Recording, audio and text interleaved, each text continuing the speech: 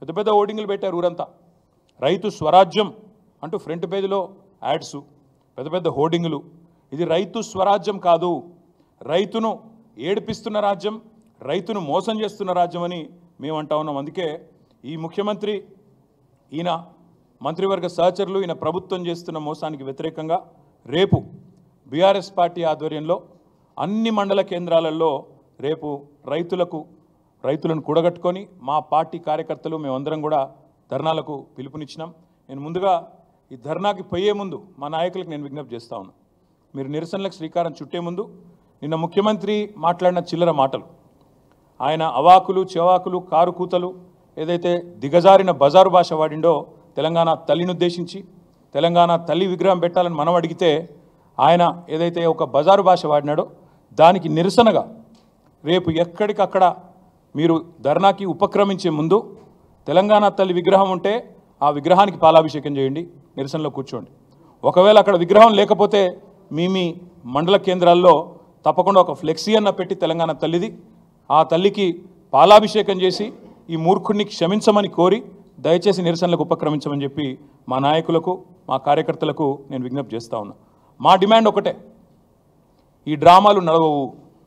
ఇదేదైతే మాటల గారడితో ఈరోజు రైతులను మోసం చేసే ప్రయత్నం చేస్తూ ఉన్నారో ఇది నడవదు.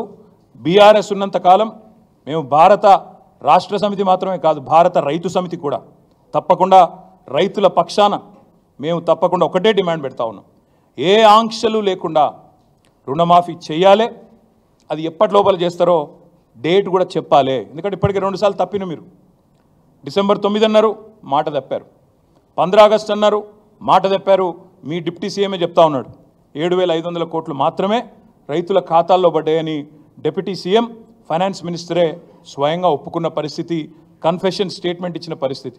కాబట్టి ఎప్పటి లోపల మీరు రుణమాఫీ పూర్తిగా చేస్తారు, ఎప్పటి లోపల మీరు ఈ ప్రాసెస్ కంప్లీట్ చేస్తారు, ఆంక్షలు లేకుండా. ఈ మాట ఎందుకంటా ఉన్నా అంటే మేము ప్రభుత్వంలో ఉన్ననాడు మేము రైతుల పట్ల మా ఆలోచన విధానం ఒకటే, కొత్తగా ఏర్పడ్డ రాష్ట్రంలో వ్యవసాయంలో సంక్షోభం ఉండొద్దు. తెలంగాణ రైతులు దశాబ్దాల పాటు కోరుకున్నది తెలంగాణ వస్తే మా బతుకు బాగుపడుతుందని కోరుకున్నారు. వ్యవసాయ స్థిరీకరణ జరగాలి, వ్యవసాయం స్థిరంగా మారాలి, దృఢంగా మారాలి, బలోపేతం కావాలి, రైతు కుటుంబం సంతోషంగా ఉండాలన్న ఉద్దేశంతో ఒకటి కాదు చాలా నిర్ణయాలు తీసుకున్నాం. నీటి తీరువ మొత్తం రద్దు చేసినాం, నీళ్లు పుష్కలంగా ఇచ్చాం.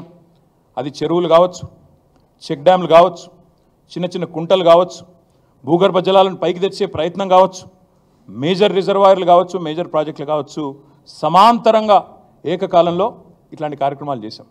రైతుకు పెట్టుబడి ఇచ్చినాం. 72,000 కోట్ల రూపాయల పెట్టుబడి రైతుకు అందించిన మొట్టమొదటి ప్రభుత్వం స్వతంత్ర భారతదేశ చరిత్రలో రైతు బంధు పథకం ద్వారా కేసీఆర్ గారి ప్రభుత్వం. అదేవిధంగా 2 దఫాలుగా రుణమాఫీ చేశాం. 9.5 ఏళ్లలో దాదాపు 30,000 కోట్ల రూపాయల రుణం కూడా మాఫీ చేసినాం. అదే మాదిరిగా రైతులకు సకాలంలో విత్తనాలు ఇచ్చినాం. కరోనా లాంటి సంక్షోభ సమయంలో కూడా ఊరూరికి కొనుగోలు కేంద్రాలు పెట్టి బ్రహ్మాండంగా రైతుల్లో ఒక భరోసా నింపినాం. అదేవిధంగా 24 లక్షలు వస్తుండేనండి మొత్తం ప్రొక్యూర్మెంట్ FCI నుంచి. మనకు వచ్చే అలాట్మెంటు 20 లక్షలు అంతుంటుండే 2014లో. ఈరోజు అదే ఫుడ్ కార్పొరేషన్ ఆఫ్ ఇండియా మేము దిగిపోయే నాటికి దాదాపు 80-85 లక్షల అలాట్మెంట్ ఇచ్చే స్థాయికి తెలంగాణను తీసుకొచ్చింది కేసీఆర్ ప్రభుత్వం. మేము చెప్పడం కాదు, NCRB డేటా ప్రకారం, national crime records bureau data ప్రకారం భారతదేశంలోనే సూసైడ్స్, రైతుల ఆత్మహత్యలు ఎక్కడ తగ్గినాయి అంటే తెలంగాణ అని చెప్పి పార్లమెంట్లో కేంద్ర ప్రభుత్వమే స్వయంగా చెప్పిన పరిస్థితి, పత్రికలు రాసిన పరిస్థితి. This is what we have done. రైతుకి ఏం చేసిండు కేసీఆర్ అంటే 10 ఏళ్లలో భరోసా నింపిండు, వ్యవసాయ విస్తరణ చేసిండు, మొత్తంగా రైతుకు పెట్టుబడి ఇచ్చి, కడుపు నిండా కరెంట్ ఇచ్చి, ఫ్రీగా నీళ్ళు ఇచ్చి, నీటి తీరువ రద్దు చేసి, భూమి శిస్తు రద్దు చేసి, ఇవన్నీ కూడా తీసేసి రైతులో ఒక భరోసా నింపి, చెరువులు కుంటలు ఎప్పటికప్పుడు నింపేది మేము. ఒక పద్ధతి ప్రకారం, ఒక వ్యూహం ప్రకారం వ్యవసాయ స్థిరీకరణ వైపు మరి ముందుకు పోయినాం. కాబట్టే ఇలా తెలంగాణ రైతు మేము దిగిపోయినాడు బాగుండే. కానీ మీరు ఏం చేస్తున్నారు ఈరోజు? ఆంక్షలతో